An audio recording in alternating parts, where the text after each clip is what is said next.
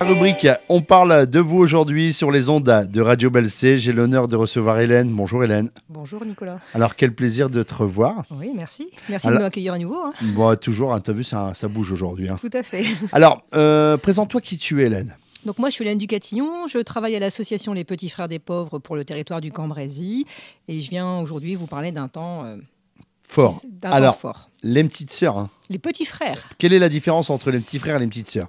Alors, on a peut-être des...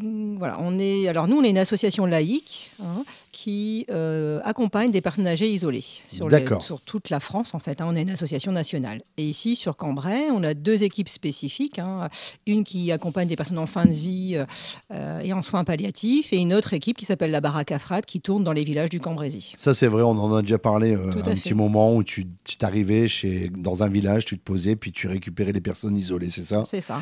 Et aujourd'hui, on n'est pas là pour parler de la Baraque à Frate, parce qu'on en reviendra, parce que c'est un super projet, ce que vous avez monté avec les petits frères des pauvres, c'est ça. Mais là, on est là des apéros de la mort. On est là pour parler des apéros de la mort. Alors, ça avait fait le buzz, c'est ça, avec le titre Les apéros de la mort. Le titre, c'est pas de se déchirer la tête.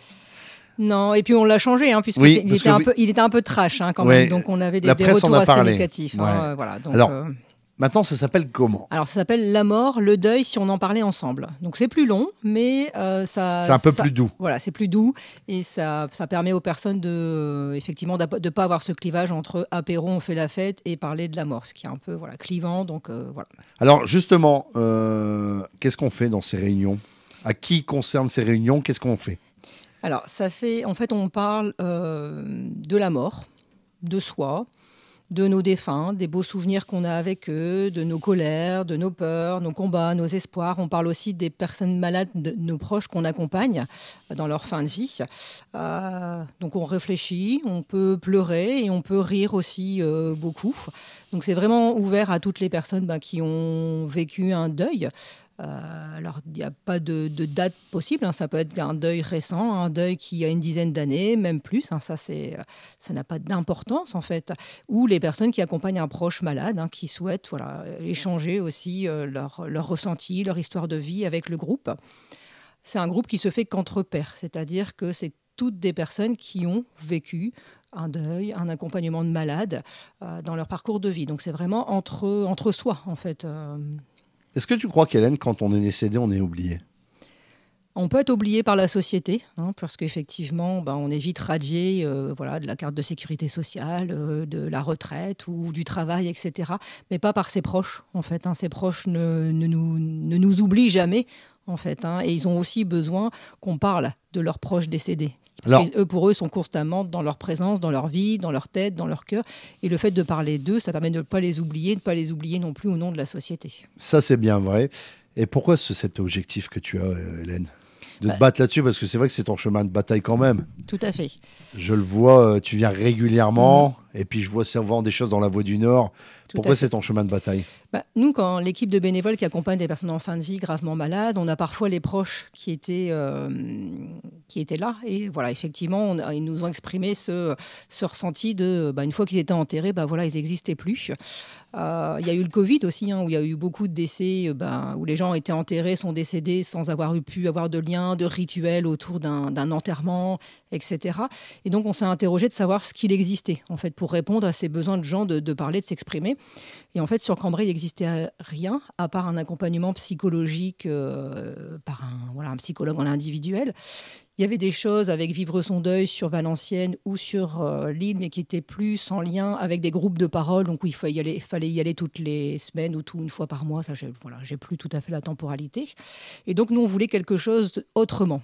On voulait quelque chose qui soit plutôt un groupe entre personnes qui ont vécu la même chose, pas quelque chose de thérapeutique, mais plutôt quelque chose de... comme quand on peut boire un café un peu après un enterrement, où on se remémore le défunt, on parle de ce qu'on a vécu pour l'accompagner, de ce qu'on ressent. Donc on voulait vraiment quelque chose un peu autrement que les choses classiques de thérapie. Vous n'êtes pas seul, vous êtes accompagné du psychologue, c'est ça? Tout à fait. Donc Cynthia Moreau, qui nous accompagne depuis les 3 ans maintenant, en fait, pour aussi son approche un peu, décalée, prendre de la hauteur, mais voilà, on ne fait pas du tout de thérapie, par contre. Alors, justement, moi, j'ai encore le terme les apéros de la mort. Ça s'adresse à qui? À tout le monde. Vraiment tout le monde, hein, du plus jeune au moins jeune, endeuillé ou pas, accompagnant une personne malade en fait. Hein. C'est vraiment ouvert à tous. Hein. Je pense qu'on est tous concernés à un moment dans notre vie. Hein. On peut avoir perdu un enfant en bas âge, un enfant adulte, on peut avoir perdu un conjoint, une sœur, un beau-frère. Voilà, c'est vraiment ouvert à tout public, hein, et c'est gratuit. Ça, c'est important de le dire, c'est gratuit pour être écouté. Tout à fait. C'est important. On peut avoir un numéro de téléphone, un Facebook, on pourrait se retrouver, Hélène, peut-être prendre un rendez-vous. Alors, avant de donner tous ces coordonnées, on va rappeler la date, ça a lieu quand et où. C'est important parce qu'on n'en a pas parlé. Non. Donc le prochain, là, c'est le mercredi 6 mars à 18h30, donc dans nos locaux à Cambrai, donc qui sont situés 51 rue Saint-Georges. Et on en aura un en avril également, mais j'ai plus la date en tête. Tu viendras nous en reparler. Tout à fait. Et puis sinon, soit vous m'appelez directement donc au 07 76 87 84 11, ou alors vous avez le Facebook de l'association, donc Petits Frères des Pauvres Région de France, où à chaque fois je publie les prochaines dates des rencontres. Important de dire que c'est gratuit. Hein. Tout à fait. C'est gratuit, vous prenez un rendez-vous. Alors c'est vraiment aussi pour les plus jeunes, il faut être accompagné. Vous n'avez pas de préjugés sur les personnes qui vont venir chez vous rencontrer? Non. Tout le monde est le bienvenu. Hein. On peut venir tout seul, on peut venir accompagné, on peut venir en couple. On peut venir même juste là pour voir comment ça se passe la première. Alors non, ça c'est quelque chose que... Il faut vraiment parler. On n'est pas obligé de parler, mais il faut avoir vécu un deuil où on ne peut pas être là pour... Non, mais quelqu'un qui a vécu un deuil, par exemple, il peut être là pour être... je me suis mal exprimé, excusez-moi. Par exemple, quelqu'un qui a vécu un deuil, il peut venir à une réunion, voir comment ça se passe au début, puis revenir après. De toute façon, après, à mon avis, ils vont s'intégrer dans la discussion. C'est ça. Alors, les groupes sont libres, c'est-à-dire qu'il y a des gens qui reviennent, des gens qui ne reviennent pas. On sait que les premières rencontres, souvent, on a un peu de timidité, ou on n'ose pas s'exprimer. Donc, effectivement, des gens peuvent rester à l'écoute. Tout le monde dit quand même un petit mot à un moment donné. Et puis après, on a des gens plus bavards, des gens moins bavards. Et puis ça change. On a des gens qui sont revenus là 3, 4, 5, 6 fois en fait. Hein. D'autres qui viennent qu'une seule fois. Mais ça, c'est vraiment aussi libre. Hein. Après tout, voilà, c'est vrai qu'on n'est pas obligé de déballer toute sa vie ce jour-là. C'est vrai. Vous ne demandez pas des autorisations, tout ça. Vous ne demandez rien. Non. Hein. Voilà, vous arrivez, ils repartent, ils prennent rendez-vous. Il faut le réserver? Non. Après. Alors, si on peut réserver, on peut m'appeler pour me dire je vais venir, comme ça nous sommes, parce que le local n'est pas très grand, hein, donc on a une quinzaine de places. Donc, si on veut quand même que chacun ait un temps de parole, on ne peut pas avoir des groupes de 50, hein, par exemple. Hein, donc, on peut m'appeler pour me dire je serai là. On n'a pas parlé de l'horaire aussi. L'horaire, c'est 18h30. Voilà, c'est au moment de l'apéro, en fait. On propose un petit verre à boire. Et ça dure généralement 1 heure? Oh non, 2 heures, 2 heures et demie, et on a souvent du mal à partir tous, en fait. Hein. C'est bien parce que vous avez un bon esprit de convivialité, c'est ça, tout à fait, dans vos locaux. Hélène, avant qu'on se quitte, avez-vous quelque chose à rajouter? N'hésitez pas à venir franchir la porte. Hein. Là, en plus, les beaux jours vont revenir. Ça fait un peu moins glauque pour rentrer dans le local. Hein. Donc, même si vous n'avez pas appelé, n'hésitez pas à venir. Hein. C'est avec grand plaisir qu'on vous recevra, l'équipe et Cynthia et moi-même. Et donc, n'oubliez pas, vous pouvez m'appeler au 07 76 87 84 11. Hélène, c'était un réel plaisir d'avoir échangé avec vous dans la rubrique On parle de vous. Avant qu'on se quitte, avez-vous quelque chose à rajouter, les derniers mots de la fin?